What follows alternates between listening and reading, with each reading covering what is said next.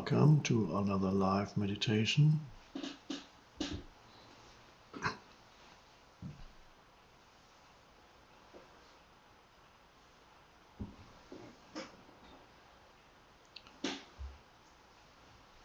As you look at me or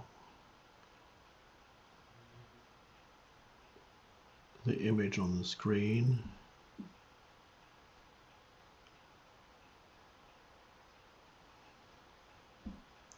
or look into my eyes,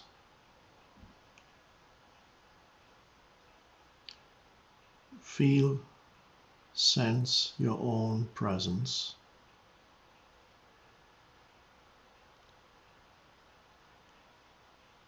So you pay attention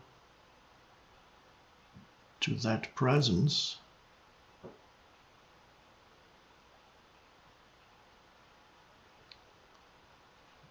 without which you would not be able to perceive anything. The prerequisite for all perception or experience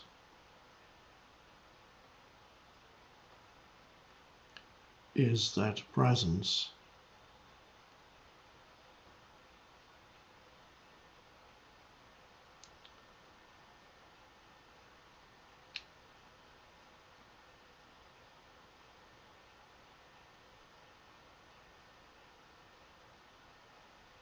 Another way of putting it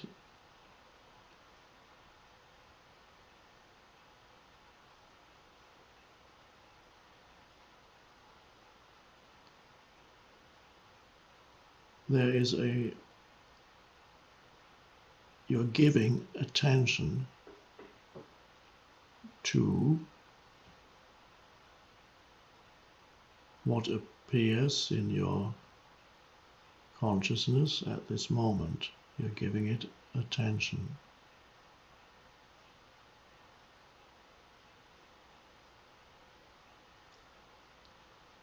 And that attention is your presence, is awareness. And that's more important than me looking at this image on the screen.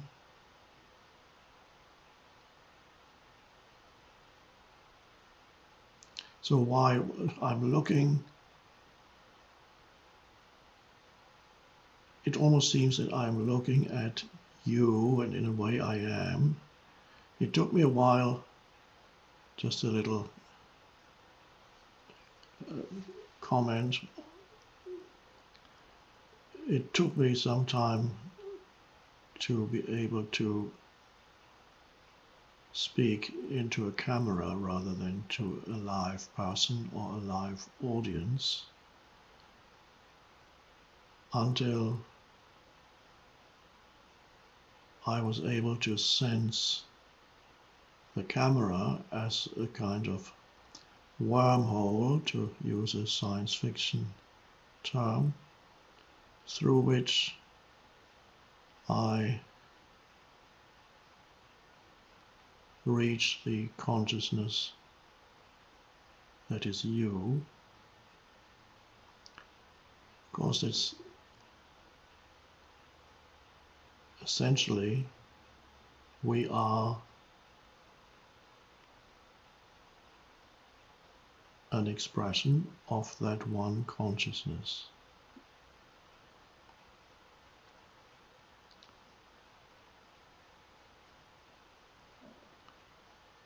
Manifesting as the person that I am right now for a little while, the person that you are right now for a little while. A little while could be anything from how much longer are you going to live? A few more weeks, months, 10 years, 50 years, 70 years. It's all a little while.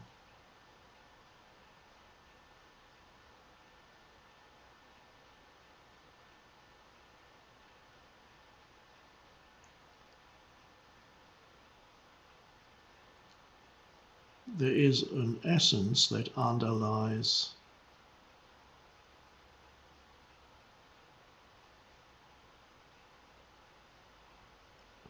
the entire universe,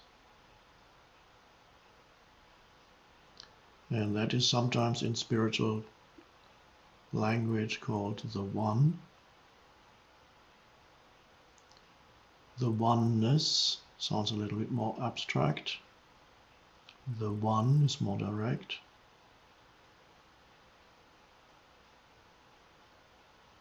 And the One is another term for God.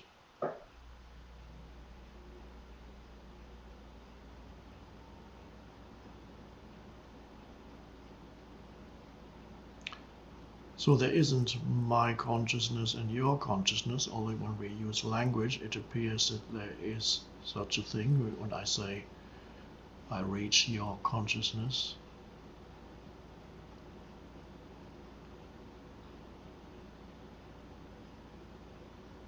but there's only the one consciousness appearing as this and that and that.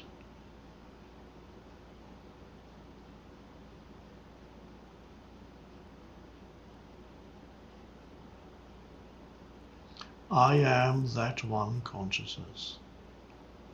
You are that one consciousness.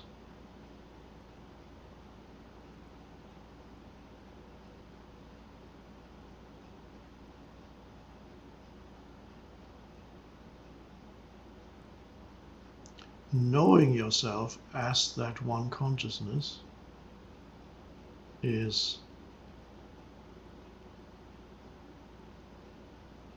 spiritual awakening, is if you know yourself continuously as that one consciousness, then in traditional terminology that would be called enlightenment. It really is your natural state. Potentially it is the natural state for all humans, potentially, and it is our destiny to know ourselves as the one consciousness. The one consciousness, in other words, knowing itself through you and me.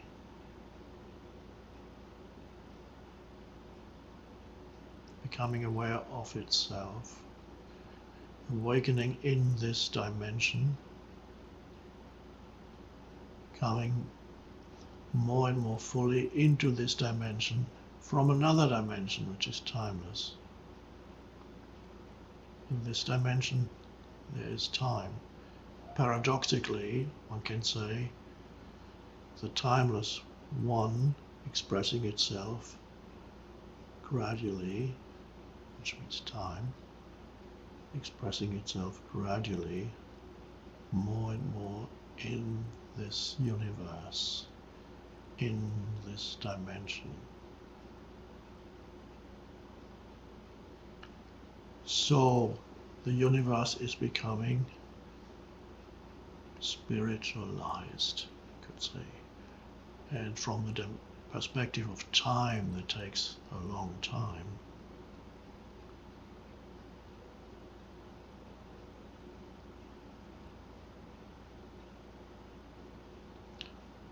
But it's all very simple.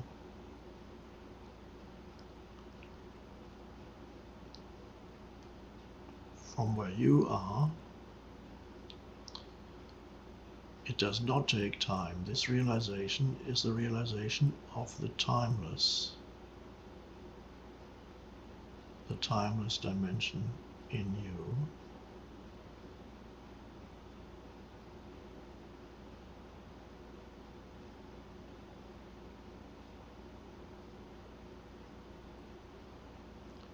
That is the spirit, to use an old term. There is something else to you, that is the body, and there's also the mind. They are not separate from spirit. They are expressions, limited expressions of the formless one spirit, one consciousness.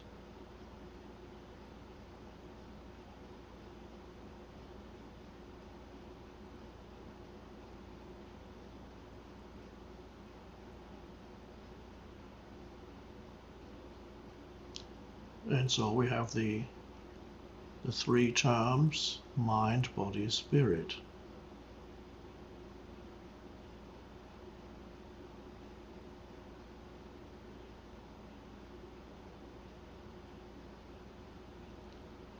You know yourself as a body. You can touch the body, you can look at yourself in the mirror.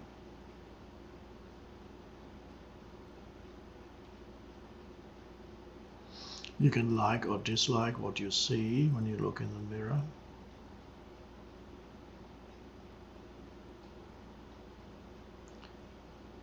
You can derive your identity or a large part of your identity from what you see in the mirror. Positive or negative, good or bad. You may like what you see, you may dislike what you see. Either case, it's possible that you derive a large part of your identity from the body. If it looks good to you or better than others, then it's a happy identity. And if it doesn't, it's an unhappy identity. It's a very limited identity, sense of self, a very limited sense of self. But for some people, it's the main thing that they are concerned about.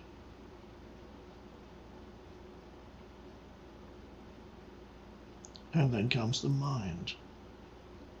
So the body, physical form, that which can be seen, and the next level is that which cannot be seen, but which can be known. You know yourself primarily as a mind. The larger part of who you are is not visible. The entire psychological self, the conditioned entity, all the thought processes, all the emotions that go with the thoughts, all the emotions that arise, come and go. It's all the unseen you.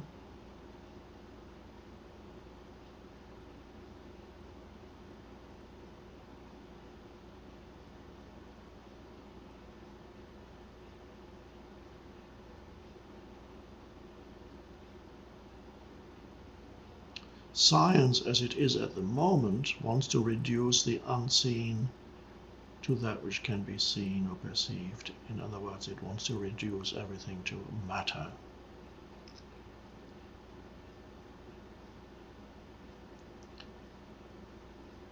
It doesn't really recognize there's anything unseen. It says if you really look deep enough into matter, you will eventually find everything there. You will find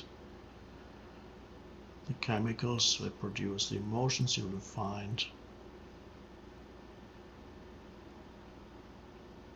the molecules that produce certain thoughts. We just haven't found them yet, they say. We still don't know what a thought is, but eventually we'll find that matter produces thought. It's a byproduct of, that's what science, mainstream science believes at the moment, that matter, that what we call consciousness is a byproduct of matter, accidental byproduct of matter. And that is I don't want to argue with that right now, but a time will come when we will realize that is an absurd misperception of who we are, and that the entire universe can be reduced to accidental formations of matter is also a misperception. But we can put that aside for our meditation purposes here and go to what we can verify directly within.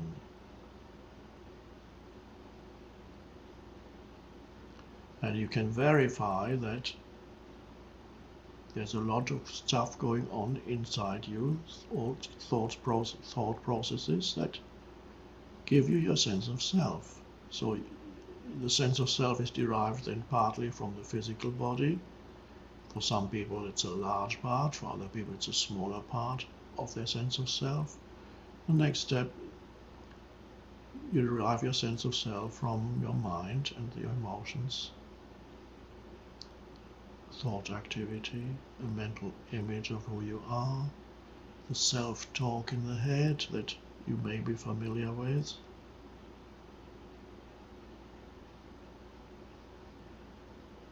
The storytelling of the mind that you may know, me and my life, listen to my story.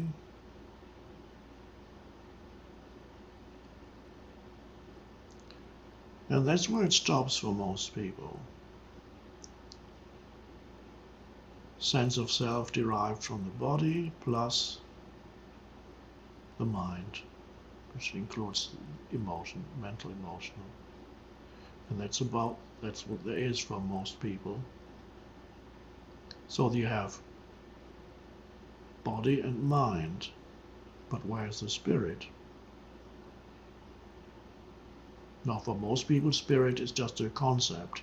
They might, if you go to church or a temple or wherever, you may hear about spirit, you may repeat words that refer to the spirit. But is that anything other for you than a thought in your head, just another thought that's added? Or even one gigantic thought that controls all other thoughts? God.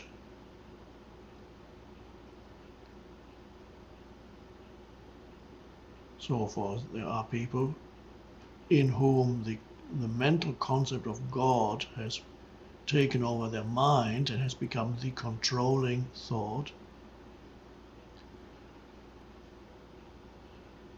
And through that controlling thought, they perceive everything else.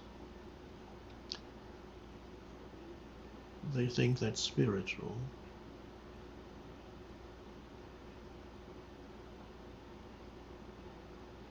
Of course, what that really is what's sometimes called radical fundamentalism.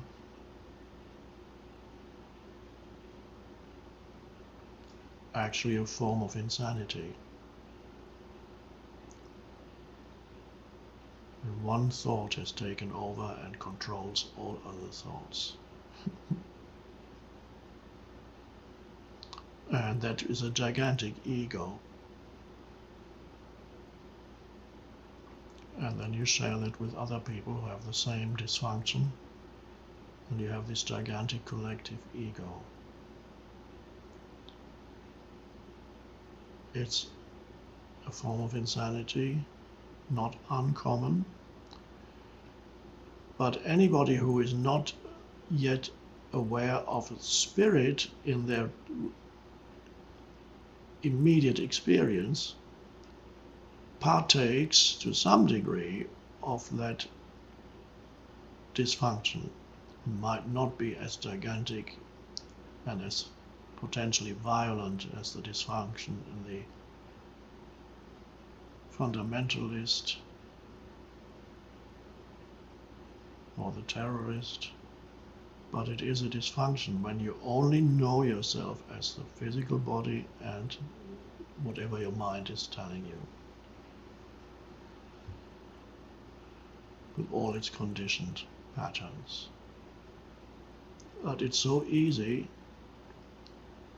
to take another step deeper into yourself and also know yourself as spirit.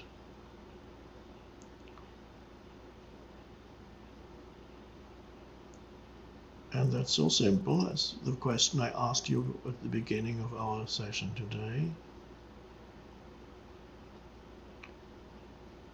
as you look at me.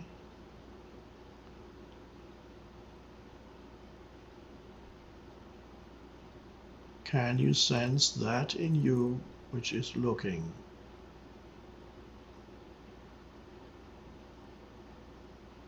And I don't mean the physical eyes. I don't mean what you're looking at, but the energy behind the looking, the consciousness that makes the looking possible. And that is your simple presence.